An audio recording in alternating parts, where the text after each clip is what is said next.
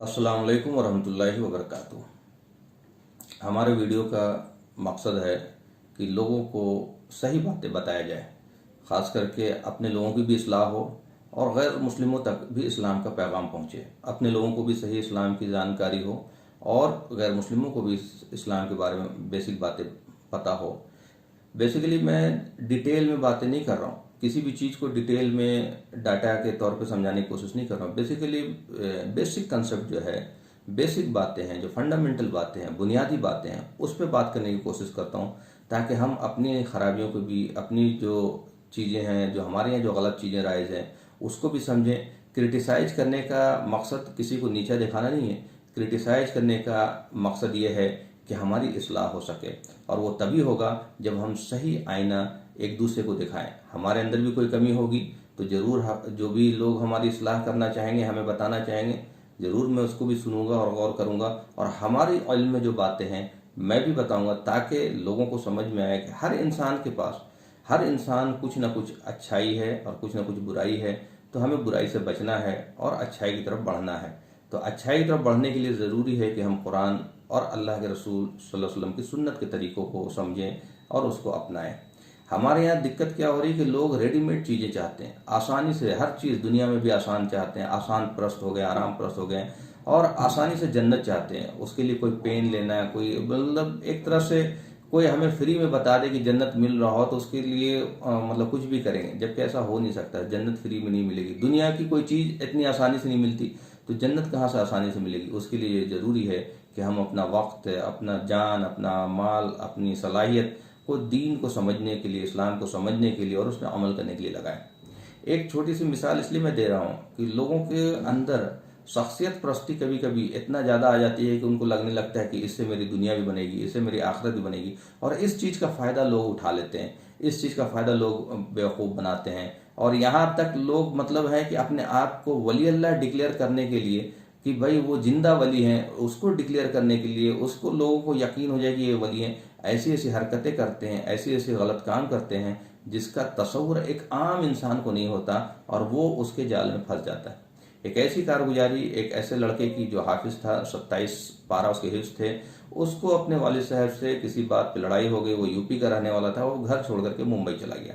मुंबई जब वो पहुंचा तो उसने एक हिंदू जो धर्म की जो तरीके होते हैं, अपना टीका वगैरह लगा लिया, और टीका वगैरह लगा करके एक मस्जिद के पास पहुंचा, और उसने मस्जिद के इमाम साहब से बात की कि भाई मैं इस्लाम कबूल करना चाहता हूँ। इमाम साहब को लगा कि भाई ये तो मुसलमान होना चाहता है, बहुत अच्छी बात है। उन्होंने उसको कलमा पढ़ा दिया। उसको पूछा कि भाई तुम रहोगे? उसने बताया कि मैं अपने घर छोड़ करके आया हूँ, चूँकि लोग मुझे इस्लाम कबूल नहीं करने दे रहे थे, जो भी उसने कहानी बताई। तो उस इमाम साहब ने उससे रख लिया, मुंतजिम ने, जो इंतजामिया थे, उन्होंने रख लिया। पूछा भाई तुम्हारा रहने का, खाने का क्या होगा? बोला आप जो खिलाएंगे, मैं मस्जिद का खिदमत करूंगा, मैं झाड़ू दूंगा, जो भी आप कहेंगे करूंगा। तो लोगों ने मस्जिद की खिदमत में रख लिया। वो झाड़ू भी देता था, धीरे धीरे अजान सिखाई गई, चूँकि वो हाफिज था तो अजान भी जल्दी सीख गया वो, और वो अजान देने लगा। वो एक दिन क्या हुआ कि अजान देने में थोड़ी लेट हो गई, वो सो रहा था, तो एक शख्स आए, बुजुर्ग से थे, बूढ़े से जो भी थे, उन्होंने उनको उठाया कि भाई उठो, कम वक्त तुम सो रहा, अजान के वक्त निकल रही है और तुम सो रहा। तो वो बड़ा झुंझला करके उठ के, उसने बहुत ज़्यादा, उसने उस जो जिन साहब ने उनको उठाया उस पर नाराज हुआ कि आपने मुझे उठा दिया, आपने पता है कितनी बड़ी गलत काम किया, आपको मालूम नहीं कि रसूलुल्लाह सल्लल्लाहु अलैहि वसल्लम मुझे हिफ्ज करा रहे थे, आप अगर नहीं उठाए होते तो मेरा पूरा 30 पारा हिफ्ज हो जाता, आपके उठाने की वजह से मैं सिर्फ 27 पारा ही हिफ्ज कर सका। अब ये बात सुननी थी तो एकदम बिल्कुल जैसे होता है सनसनी फैल गया हो, ऐसी बात किसी ने आज तक नहीं सुनी थी। लोग रसूलुल्लाह सल्लल्लाहु अलैहि वसल्लम ने उसको हिफ्ज करा रहे हैं, तो लोगों को जाहिर सी बात है उसकी इज्जत, उसकी एहतराम लोगों की नज़र में बढ़ गई।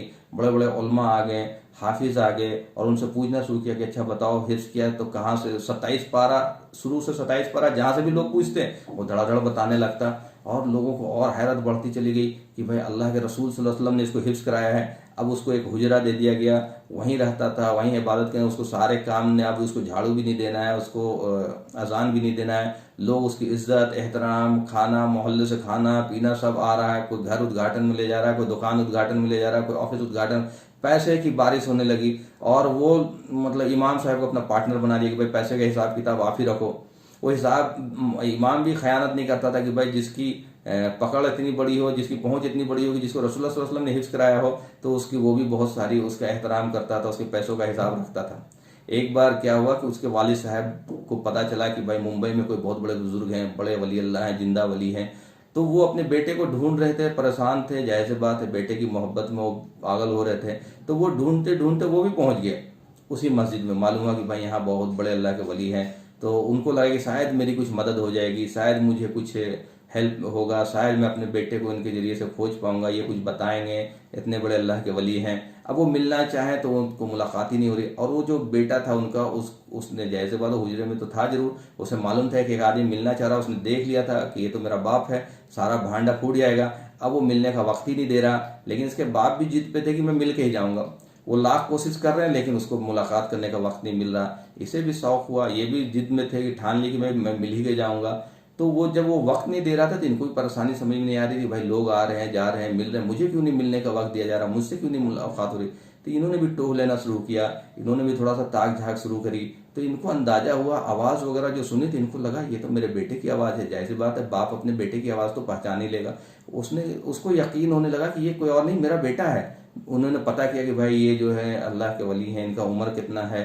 तो लोगों को पता चला कि ये तो 15। फिर उनको डाउट हुआ, भाई मेरा बेटे का भी उम्र इतना है, क्या इनको कुरान आता है। बोला हाँ, इसको तो हिफ्ज अल्लाह के रसूल सल्लल्लाहु अलैहि वसल्लम ने करा दिया। कितना पारा हिफ्ज किया, तो 27 पारा। तो उनको पता था कि मेरा बेटा तो 27 पारा हिफ्ज किए हुआ है। उनको पूरा यकीन होने लगा, हो ना हो ये मेरा बेटा है। अब वो जिद पे अड़ गया कि मैं मिल के ही जाऊंगा, और वो मिलने को राजी ना हो, जाहिर सी बात है भांडा फूट जाता। तो अब जब वो देखा कि मेरा बाप अड़ गया है और ये मिल के ही जाएगा, ऐसा ना हो कुछ गड़बड़ हो जाए, तो उन्होंने अकेले में बुलवाया अपने बाप को अंदर। तो अब जब अंदर मिला तो देख के हैरान कि ये तो मेरा बेटा है। तो उन्होंने बोला कि आप चुप रहो, किसी को मत बोलना, अगर ये भांडा फूट गया तो हम लोग बहुत पिटेंगे, बहुत बुरा हाल हो जाएगा, लोग बहुत मारेंगे। सो आप जो है या तो चले जाओ, आप यहाँ से चले जाओ, और जो भी आप पैसा वगैरह कहोगे मैं भेजता रहूँगा। उनके बाप को ये ज़मीर जो है गवारा नहीं किया, उनको सारा कहानी समझ में आ गया। उसने बोला बेटा तुम कल ही मेरे साथ चलो, वरना मैं भांडा फोड़ दूंगा। तो वो मजबूर हो गया कि देखा अगर भांडा फूट गया तो बहुत बुरी दुर्गति होगी, बहुत पिटाई हो गया। तो वो लोग सुबह सुबह जो है बाप बेटा दोनों वहाँ से फरार हो गए। फिर वो लौट के वो मस्जिद में नहीं आए। तो ये कहानी, ये एक कहानी नहीं है, ये टिप्स ऑफ द आइसबर्ग है। ऐसे ही लोग वली बन रहे हैं, ऐसे ही लोग बुजुर्ग बन रहे हैं, कहानियां बना रहे हैं, पेश कर रहे हैं। भाई जो अल्लाह के रियल वली होते हैं, जो हकीकतन वली होते हैं, वो किसी को कहानियां नहीं बताते, वो किसी को कहानियां नहीं बनाते। उनका मामला सिर्फ अल्लाह के साथ होता है। जो कहानियां बता रहे हैं उनका इंटरेस्ट होता है, और जहां पैसा आया वहीं दीन खत्म हो गया। दीन की पहचान ही है कि अगर पैसे का इंटरेस्ट, आपको अगर पहचानना है कि ये गलत है ये सही है, सबसे पहला इंटरेस्ट आपको देखना है कि यहाँ पे कोई पैसे का तो इंटरेस्ट नहीं। जहाँ पैसा आया वहाँ दीन खत्म हो गया।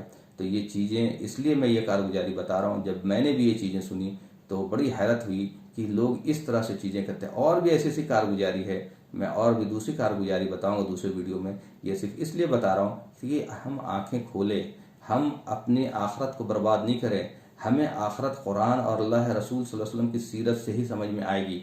उसको पढ़ें, समझें, सुने, आलिम के सोहबत में सुने या किसी को सुने, लेकिन किसी तरह उसे पढ़ने की कोशिश करें। तभी आपको समझ में आएगा कि हकीकतन दीन क्या है और अल्लाह हमसे क्या चाहता है। अल्लाह हमसे आमिलुस सालिहात चाहता है, वतवासौ बिल हक़ चाहता है, वतवासौ बिस सब्र चाहता है, और तौहीद में किसी का शरीक नहीं चाहता है। हमारा तवक्कुल सिर्फ अल्लाह से होगा। हम अल्लाह के अलावा किसी से नहीं मांगेंगे, न किसी के आगे झुकेंगे। ये किसी से मांगना, किसी से झुकना, ये जाहिर सी बात है अल्लाह के साथ शरीक करना होगा। हम हर चीज़ जो भी मांगेंगे अल्लाह से मांगें। व आखिर दावाना अल्हम्दुलिल्लाहि रब्बिल आलमीन।